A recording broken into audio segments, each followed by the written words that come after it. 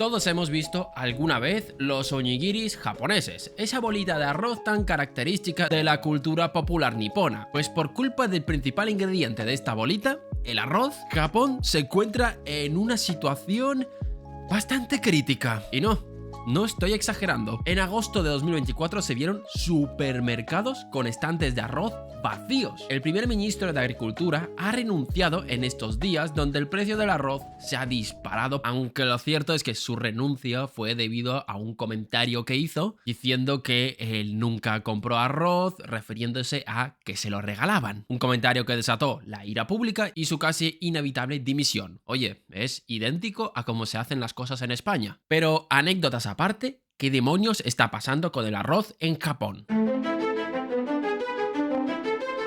Japón ya se está enfrentando a un panorama complicado en estos últimos años debido a la alta inflación, alta entre comillas. Eso que parecía que en Japón no iba a volver, está tocando la puerta en los últimos años, poniendo en peligro todo el esquema japonés, pero de esto ya sacamos un vídeo que os dejaremos en la descripción y en la pantalla final. Pero para más Inri, el precio del alimento básico en Japón, el arroz, se está disparando. Y con este arroz a precios de oro, la gran pregunta es: ¿por qué? Pues esto es lo que vamos a ver en el vídeo de hoy, así que no me enrollo más, poneos cómodos, ¡que empezamos!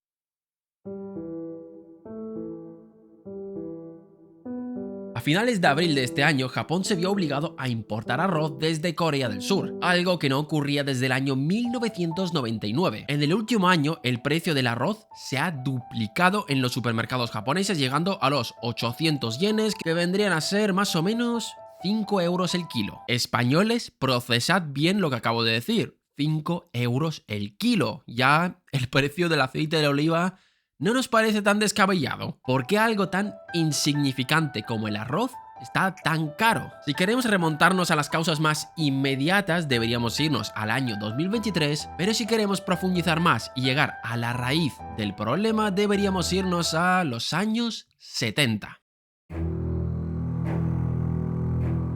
Algo que muchos de vosotros desconocíais, yo incluido antes de hacer este vídeo, es que la producción del arroz en Japón no es libre. Tal como lo estáis escuchando, el mercado del arroz en Japón está intervenido. Durante décadas, el gobierno ha restringido la producción del arroz bajo una política conocida como Gentan Seisaku. Y es una política de intervención un tanto peculiar, ya que normalmente cuando un gobierno quiere intervenir en algo, lo hace en los precios, pero esta política lo que hace es intervenir en cantidades, que indirectamente acaba siendo un control de precios, ya que si quieres controlar cantidades es para que el precio sea el que tú quieres. Pero antes de seguir, estamos en los 70, pero vamos unos años atrás, concretamente los años posteriores a la Segunda Guerra Mundial. Japón adoptó un sistema en el que el gobierno compraba todo el arroz que se producía a precios muy elevados y los revendía a los consumidores a precios más bajos. De esta forma buscaba contentar a todo el mundo. A los productores les compraba el arroz a precios de oro y se los vendía a consumidores a precios de cobre. Aquí todo el mundo feliz, pero evidentemente ya estáis viendo que este negocio no puede funcionar. Para el gobierno era un negocio terrible. Sumando a esto, la política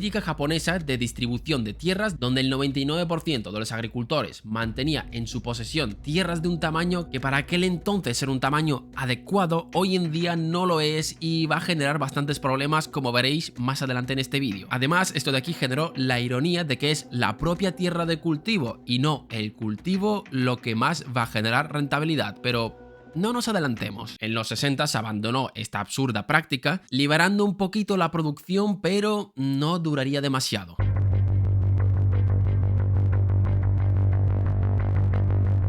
En los 70 se introdujo el famoso sistema Gentan Seisaku. ¿Y en qué consistía esta dichosa política? En incentivar a los agricultores a reducir la cantidad de tierra que se destina a la producción de arroz mediante subvenciones para que destinen parte del campo al barbecho o otros cultivos no tan rentables como el trigo o la soja. Esto de aquí es una llamada a la ineficiencia. ¿Para qué competir? ¿Para qué buscar técnicas de innovación y producir más? ¿Para qué expandir mis tierras? Vendo arroz a precios de oro, de paso me llevo unas subvenciones del gobierno. Es un plan perfecto. El gobierno logró mantener los precios del arroz más elevados de lo que deberían ser, manteniendo así contento al gremio de los agricultores, pero estaba cultivando, nunca mejor dicho, las semillas para que el sistema de producción japonés colapse en cualquier momento.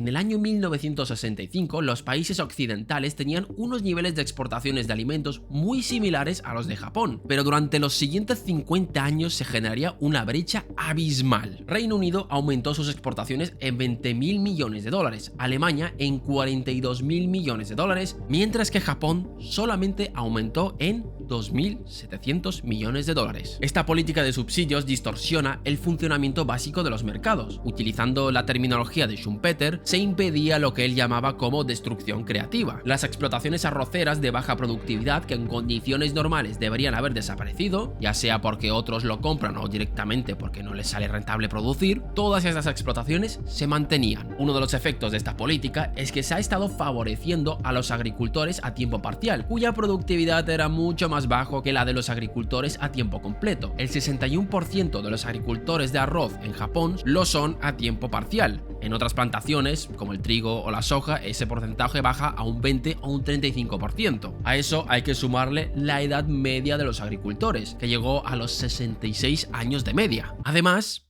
esto de aquí les permitía tener otras fuentes de ingresos. ¿Y qué hay de malo en esto? Me explico, como tenían parte de los ingresos asegurados, ya que podían vender la poca producción de arroz a precios de oro, además de recibir subvenciones, se podían permitir el lujo de tener otro trabajo, estar en un ayuntamiento, en una fábrica, vamos, que mal no vivían. Y los agricultores profesionales, y aquí entramos en la segunda problemática, no podían expandir sus cultivos debido a que los productores ineficientes no se querían deshacer de sus tierras, ya que prácticamente era una fuente de ingresos pasivos. Era cultivar un poquito de arroz el fin de semana y el resto de la semana me las paso trabajando en otro sitio. Y si junto los dos ingresos, me forro. El negocio es redondo.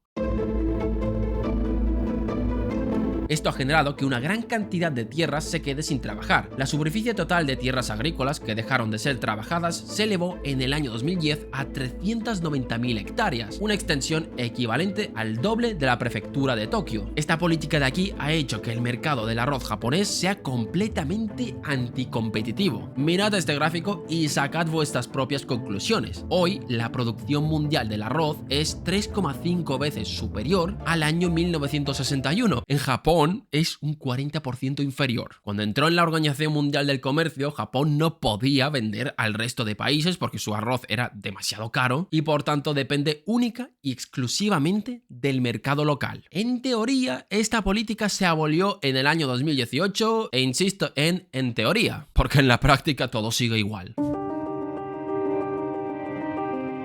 En el año 2018, el primer ministro Abe Shinzo presumió de que aboliría la política Gentan, pero esto no es lo que acabó sucediendo. Se ha seguido promoviendo la reducción de superficies cultivadas basándose en la premisa de que la demanda de arroz es muy baja y la producción del mismo ha seguido disminuyendo a lo largo de estos años, antes incluso de la causa inmediata de esta crisis que ha sido la sequía que ha habido en el año 2023, que ha mermado aún más esta producción. No es la primera vez que un fenómeno natural muestra las costuras de este ineficiente sistema. En verano de 1993 pasó algo parecido, pero esta vez por temperaturas demasiado bajas. Había potencial para producir 14 millones de toneladas, pero solo se produjeron 10 millones y las pobres cosechas hicieron que finalmente solo se alcancen unas 7,8 millones de toneladas. Eso en el año 93. Actualmente el 40% de los arrozales de Japón no están siendo utilizados, limitando la producción a solamente 6,5 millones de toneladas. Se estima que ahora mismo se podrían producir 17 millones de toneladas de arroz, algo que podría resolver el problema de suministro y encima permitir exportar arroz al resto del mundo, dejando un amplio margen para combatir situaciones como las que está viviendo Japón ahora mismo, donde el clima no acompaña. Por ejemplo, se consumen 7 y se exportan 10. En caso de tener una mala cosecha, reduces las exportaciones para el consumo local y listo, no tienes ningún problema. Pero actualmente casi todo lo que se produce es única y exclusivamente para el consumo local. Llegados a este punto, uno podría pensar, bueno, tan fácil como acabar con esta política y ya está. Ojalá fuese tan fácil.